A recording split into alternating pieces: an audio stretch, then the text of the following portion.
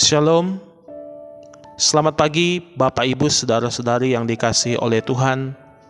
Senang sekali boleh berjumpa kembali di pagi hari yang indah ini dalam santapan rohani kita, edisi Jumat tanggal 17 Maret tahun 2023. Dari Gedung Gereja Toraja Jemaat Silo Campagaya Klasis Makassar Tengah, kami menyapa Bapak Ibu Saudara-saudari sekalian. Semoga kita semua berada dalam keadaan yang baik dan juga dalam keadaan yang sehat. Bersama-sama di pagi hari ini kita akan menikmati persekutuan dengan Tuhan melalui firman-Nya. Kita akan membaca dan merenungkannya. Karena itu, dalam segala kelemahan dan keterbatasan kita, mari kita meminta hikmat dan pertolongan dari Tuhan untuk membaca dan merenungkan firman-Nya. Kita berdoa. Terpujilah nama-Mu, ya Bapa di sorga, yang kami sembah dan kami agungkan di dalam Yesus Kristus Tuhan dan Juru Selamat kami. Terima kasih untuk hari yang baru Tuhan anugerahkan bagi kami di pagi ini. Kami boleh hidup sehat dan kuat, semua itu karena anugerah-Mu. Bapa di sorga, mengawali aktivitas kami di pagi hari ini, kami akan membaca dan merenungkan firman-Mu, menikmati hadirat Tuhan melalui pembacaan Alkitab dan juga menikmati firman-Mu. Tolonglah kami Tuhan dalam segala kelemahan dan keterbatasan kami. Ketika kami membaca, ketika kami mendengarkan, kami dimampukan untuk mengerti firman Tuhan. Terlebih kami dimampukan untuk melakukan firman Tuhan dalam kehidupan kami.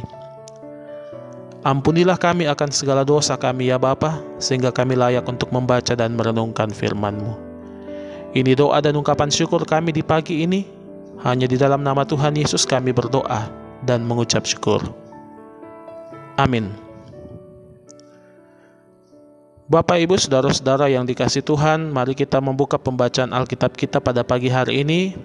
Firman Tuhan yang datang kepada kita terambil dari kitab Kejadian pasal 29, ayat yang pertama hingga ayat yang ke-14. Kitab Kejadian pasal 29 ayat yang pertama hingga ayat yang ke-14, firman Tuhan berbunyi demikian. Kemudian berangkatlah Yakub dari situ dan pergi ke negeri Bani Timur. Ketika ia memandang sekelilingnya, dilihatnya ada sebuah sumur di padang, dan ada 3 kumpulan kambing domba berbaring di dekatnya. Sebab dari sumur itulah orang memberi minum kumpulan-kumpulan kambing domba itu. Adapun batu penutup sumur itu besar, dan apabila segala kumpulan kambing domba itu digiring berkumpul ke sana, maka gembala-gembala menggulingkan batu itu dari mulut sumur. Lalu kambing domba itu diberi minum. Kemudian dikembalikanlah batu itu lagi ke mulut sumur itu. Bertanyalah Yakub kepada mereka, "Saudara-saudara, dari manakah kamu ini?" Jawab mereka, "Kami ini dari Haran." Lagi katanya kepada mereka, "Kenalkah kamu Laban, cucu Nahor?" Jawab mereka, "Kami kenal." Selanjutnya katanya kepada mereka, "Selamatkah ia?" Jawab mereka, "Selamat." Tetapi lihat, itu datang anaknya perempuan, Rahel, dengan kambing dombanya. Lalu kata Yakub, "Hari masih siang, belum waktunya untuk mengumpulkan ternak. Berilah minum kambing dombamu itu, kemudian pergilah menggembalakannya lagi." Tetapi jawab mereka, "Kami tidak dapat melakukan itu selama segala kumpulan binatang itu belum terkumpul. Barulah batu itu digulingkan dari mulut sumur dan kami memberi minum kambing domba kami." Selagi ia berkata-kata dengan mereka, datanglah Rahel dengan kambing domba ayahnya, sebab dialah yang menggembalakannya. Ketika Yakub melihat Rahel, anak Laban saudara ibunya, serta kambing domba Laban, ia datang mendekat, lalu menggulingkan batu itu dari mulut sumur, dan memberi minum kambing domba itu. Kemudian Yakub mencium Rahel serta menangis dengan suara keras. Lalu Yakub menceritakan kepada Rahel bahwa ia sanak saudara ayah Rahel dan anak Ribkah. Maka berlarilah Rahel menceritakannya kepada ayahnya. Segera sesudah Laban mendengar kabar tentang Yakub, anak saudaranya itu, berlarilah ia menyongsong dia, lalu mendekap dan mencium dia, kemudian membawanya ke rumahnya. Maka Yakub menceritakan segala hal ihwalnya kepada Laban. Kata Laban kepadanya, "Sesungguhnya engkau saudara sedaging dengan aku." Maka tinggallah Yakub padanya genap sebulan lamanya. Amin. Demikian pembacaan firman Tuhan pada pagi hari ini. Jemaat kekasih Tuhan yang dikatakan berbahagia adalah saya dan kita semua yang senantiasa membaca dan merenungkan firman Tuhan dalam kehidupan kita dan melakukan firman Tuhan dalam seluruh kehidupan kita. Amin.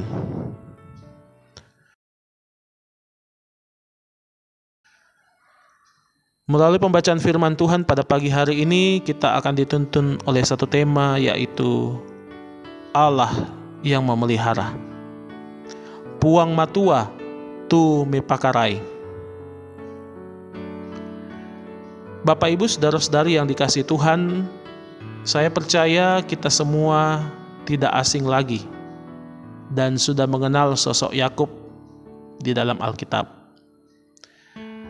Karena kecerdikannya, dialah yang menerima berkat kesulungan dari ayahnya, yaitu Ishak, sekalipun sesungguhnya Esau kakaknya anak sulung. Dia juga yang kelak berganti nama menjadi Israel, dan dari dia 12 keturunan Israel muncul. Tentunya ini suatu hal yang luar biasa dalam sejarah Alkitab. Kalau kita perhatikan bacaan kita tadi, Yakub menuju rumah keluarga dekatnya yang bernama Laban. Di ayat 19, ketika mereka bertemu, Yakub menceritakan segala hal ihwalnya kepada Laban. Jadi di sini Yakub curhat.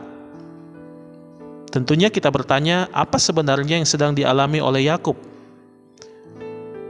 Jawabannya dapat kita temukan jika kita membaca pasal-pasal sebelumnya dan juga sesudahnya. Jemaat Tuhan, Yakub adalah seorang pelarian karena berselisih dengan Esau kakaknya. Seorang pelarian tentu penuh dengan ketidakpastian.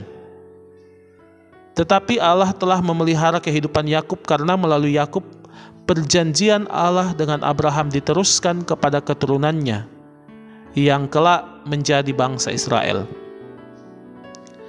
Perjanjian ini tidak dapat dibatalkan oleh apapun, termasuk oleh perselisihan dua bersaudara tersebut.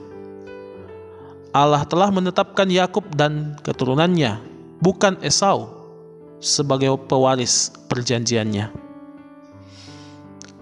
Karena itu pula Allah memelihara kehidupan Yakub melalui banyak cara, termasuk salah satunya melalui keluarga Laban. Bahkan dari tengah keluarga inilah Yakub akan memiliki keturunan. Jemaat yang dikasihi Tuhan, kita mungkin sering mendengar istilah Israel baru. Istilah yang diletakkan kepada umat manusia yang menerima perjanjian baru di dalam Yesus Kristus. Dalam kisah Yakub, dalam perjanjian lama, memberikan kita satu kepastian bahwa Allah setia kepada perjanjiannya. Tidak ada kuasa yang dapat membatalkannya. Karena itu jemaat Tuhan, mari teruslah mengaminkan pemeliharaan Tuhan yang tidak pernah berkesudahan dalam kehidupan kita. Percayalah, Allah selalu hadir dan memelihara kehidupan kita, dan bersama dengannya kita pasti bisa menjalani setiap bentuk pergumulan kehidupan kita. Amin. Firman Tuhan. Mari jemaat kekasih Tuhan, kita akan menaikkan doa syukur kita dan juga doa syafaat kita yang akan kita bersama-sama akhiri dalam doa Bapa kami. Mari kita satu di dalam doa, kita berdoa. Terima kasih Bapa di sorga untuk kesempatan yang indah di hari ini kami boleh membaca dan merenungkan firman-Mu. Ajarlah kami untuk senantiasa percaya dan meyakini bahwa Allah selalu hadir dalam kehidupan kami. Dan tuntunlah kami Tuhan untuk senantiasa mengandalkan Engkau dalam setiap bentuk-bentuk kehidupan kami. Terima kasih, biarlah firman-Mu ini akan menuntun kami untuk menjalani aktivitas kami sepanjang hari ini. Kami bersyukur untuk anggota jemaat yang boleh berulang tahun dan menikmati sukacita di hari ini pun di hari-hari kemarin.